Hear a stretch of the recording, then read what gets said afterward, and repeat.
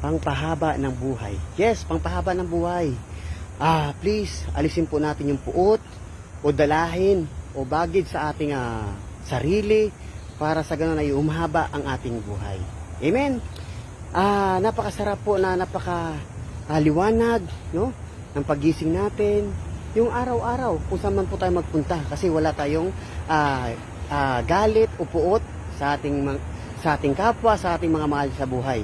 Kaya po please, kung gusto niyo humaba ang inyong buhay, alisin natin ang puot, galit sa ating sarili. Amen? Dahil yan po ang kagustuhan ng Diyos. Tayo po ay makawala diyan sa mga galit o puot, no? Sa ating mga mahal sa buhay, sa ating kapwa. Amen? Diyan po natutuwa ang Diyos. Kaya pagkakaluban po tayo ng mahabang buhay. Amen? So yun lang, maraming salamat. More prayer, more power. God bless!